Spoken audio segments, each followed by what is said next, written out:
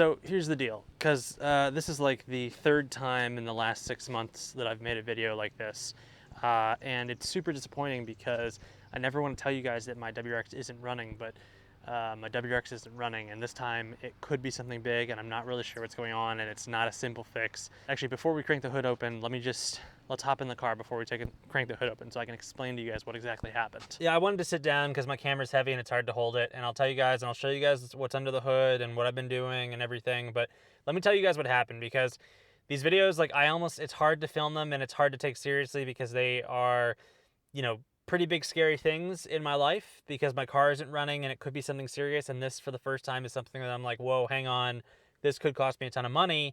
And I don't know if the WRX is okay. I just don't know. So this is what happened.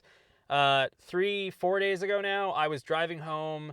I had just been taking out the WRX for the first time in like a week, and it started to feel weird midway through the drive. I wasn't doing anything crazy. I was just driving around town, and then I got to a stoplight where I was kind of uphill. And before I tell you exactly what happened, let's preface, when I filled the tank up with gas, and this is an important part of this whole investigation, I filled my tank like 2 weeks ago, and my dam went down to like 0.8, 0.9 for like a day or two, and then it corrected. In my head, I already thought maybe I've got some bad gas, but I got to the stop, I was on a hill like this, and all of a sudden, my car started vibrating. So it started kind of like, it was like vibrating in like a cyclic motion, and then my car started to sound kind of like a cammed V8, so it was like zoom, vroom, vroom, vroom. You guys know what I mean. And it's too bad I didn't film during this, but it sounded like a cammed V8, and then my RPMs started blipping as it was like vroom, vroom, vroom. And it kind of started feeling like my engine was going to die. It was almost like you had a gas lawnmower that just was choking fuel. So I didn't know what was happening. I started to get super worried. I was like, is my engine failing? What's going on? I was like, all right, I'm going to give it a little bit more gas. Gave it a little more gas. It started to go away.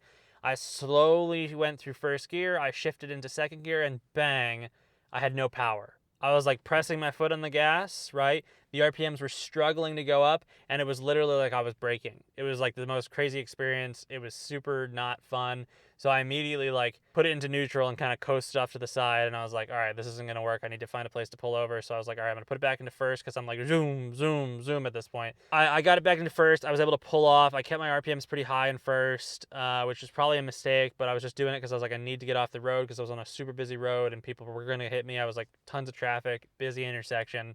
So I pulled into a parking lot, and then I was like, what is going on? Still no check engine light. My knock values are fine. My dam is at 1. I'm freaking out at this point. So I pull over. I'm like, all right, I'm going to stop. I'm going to turn off the car. So I turned the car off. I was like, maybe this is bad gas.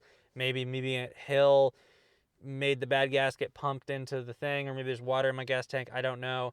I turn the car back on, and it's like boom, boom, boom, boom. My engine is really like, you know, the RPM's jumping. It's shaking. It's like vibrating. Super scary at this point. I was like, all right, let me try driving it. So I put it in reverse, and then I get the check engine light. And then I obviously back to neutral. The check engine light is the P0171.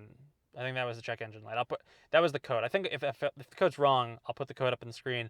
But it was extreme low fuel trims, and it was engine running too lean. In my head, I'm like, oh gosh, this is bad. This could be really bad, but it also might not be as bad as I had initially thought. So I was like, all right, I'm going to try to drive home on this because, you know, getting towed is not really an option right now. And I have mixed feelings about my choice to get towed at the time, but I, you know, get onto first, and then I just kept my RPMs pretty high, and I was able to get home with no issues. And actually, I didn't get any more of that cammed sound after I had kind of gotten through third gear and started running. I had a few more stops where I was downhill at the red light.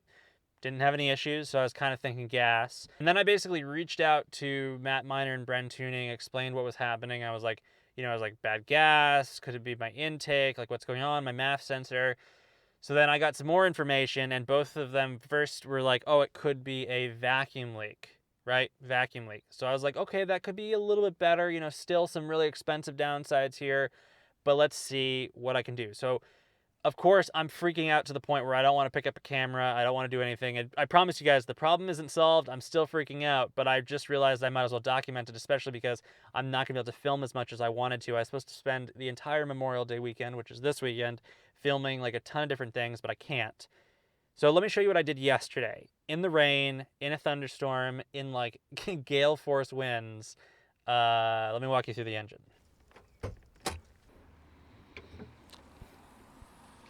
So I hadn't done major work on the engine beforehand. I had taken the intercooler off to plug in my AGR and then unplug my EGR before.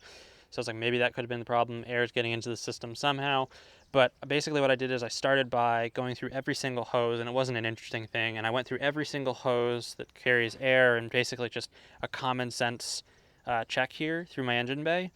Checked everything. Everything looked intact. So nothing was obvious and glaring, at least for what I could see. I tried to look as best as I could at my boost control solenoid, which is down there. Everything looked fine.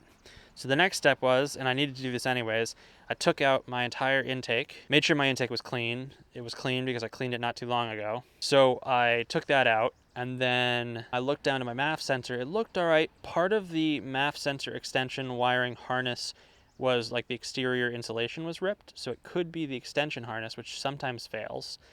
But I took that out, and there were no apparent issues there. So then I I took the intercooler out, I reinstalled the intercooler just to make sure I didn't do anything silly there. And that's what I did before I started the car.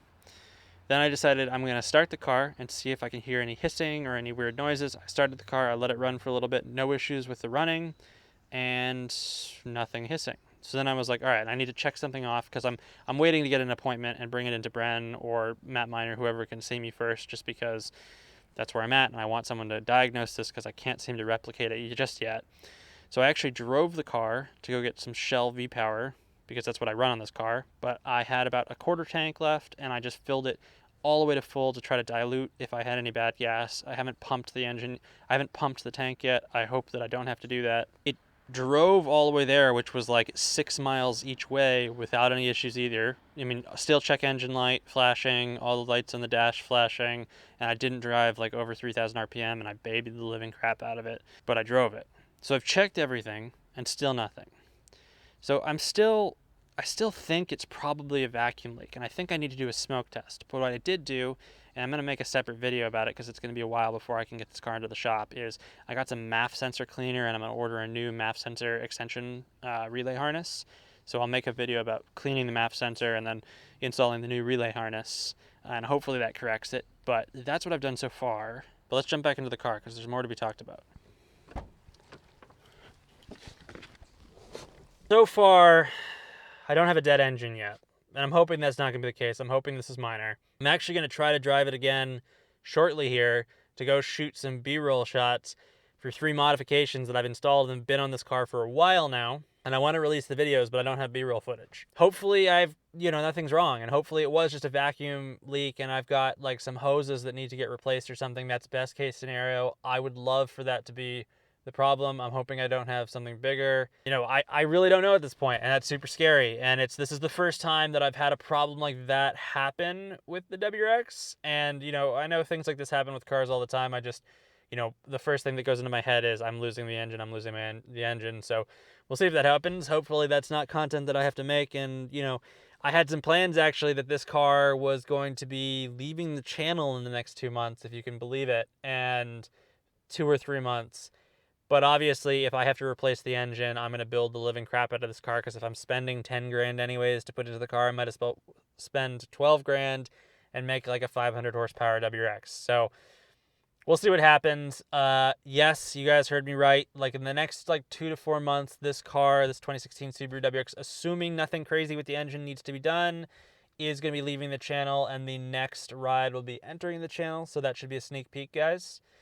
And again, I'm sorry for this maybe boring content, but this is the crappiest content that I have to make, because this is the crappiest thing to have to make content around. This is a non-working car. So I'm going to still go out and try to shoot these B-rolls, and we'll go from there, because there's lots of mods that are on this car that you guys haven't seen yet, and I'm hoping you guys can see it, because this car is so different with these modifications. I mean, it's so different. You might even be able to see one of the modifications out of the back window. I can't tell, and it's probably too focused in on me, but there's something on the trunk, and it looks absolutely amazing, and I'm so excited for you guys to see it, because it's really changed the way this car looks, in my opinion. So yeah, should be fun. And guys, before I go here, I'll be making an announcement soon, but if you've stuck this far through this video, you're part of this community and this channel. I mean, if you watch the video anyways, I'd love to have you in the community, but some of you guys do stick through the full videos. I'm going to be doing a massive giveaway for all WRX Subaru owners and just like non-Subaru owners. There'll be some prizes for everybody. So I'll be making an announcement in the next like month or so, and then it'll be like a 2-month drawing because I'm making it like a 10,000 subscriber giveaway, but I'm going to be giving away like